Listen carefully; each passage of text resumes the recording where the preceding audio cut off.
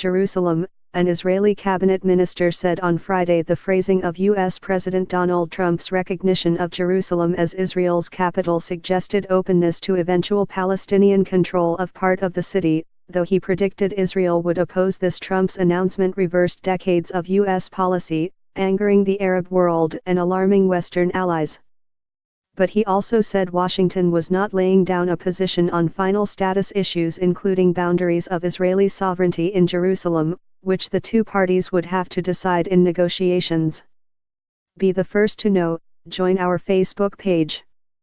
Function, D, S, ID, var JS, FJS equal D get elements tag name, S, 0, if, D get element bid, ID, return, JS equal D createlment, S, JS.id equal ID, JSSRC equal / connect facebook.net/n_us/all JS number XFBML equal 1 and app ID equal 1634148068997, FJS parent node insert before, JS, FJS, document, script, Facebook JS SDK. Israel has long deemed Jerusalem its eternal, indivisible capital.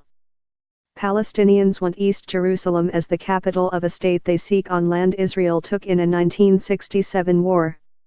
Its eastern sector is laden with Jewish, Muslim and Christian holy sites that inject deep religious sensitivities into the dispute over sovereignty. In his speech on Wednesday, Trump did not include words echoing Israel's traditional description of Jerusalem.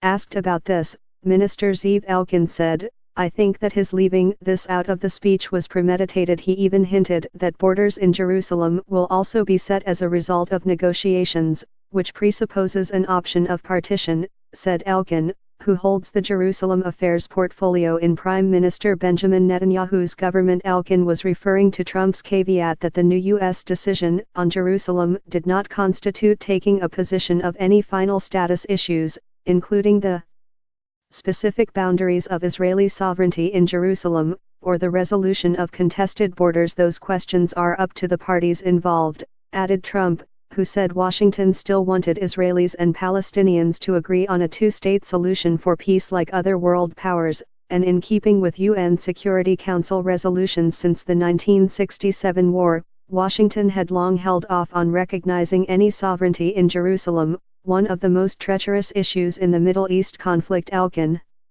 said he would have been happy had Trump described Jerusalem as Israel's united capital. But he played down any possibility of partition, saying Trump's administration would only pursue the idea if the Netanyahu government consented. Israel would not agree. This is a very, very important factor, and I currently have no doubt that Israel would not agree.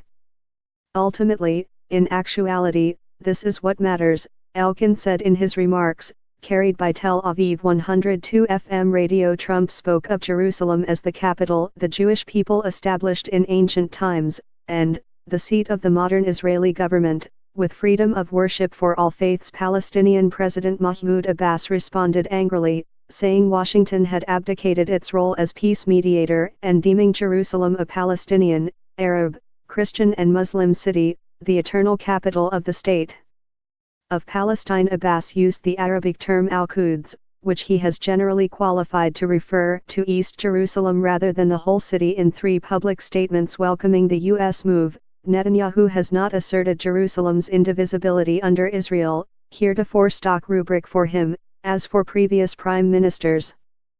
A Netanyahu spokesman did not immediately respond to a Reuters query about the seeming omission. Israel's ambassador to the United States, speaking before the Trump announcement, appeared to acknowledge that, in the eyes of foreign mediators, at least, Jerusalem being the Israeli capital may not rule out Palestinian sovereignty there. Every single peace plan that's ever been put down has Jerusalem be a capital of Israel, Ron Dermer told Politico on December 4.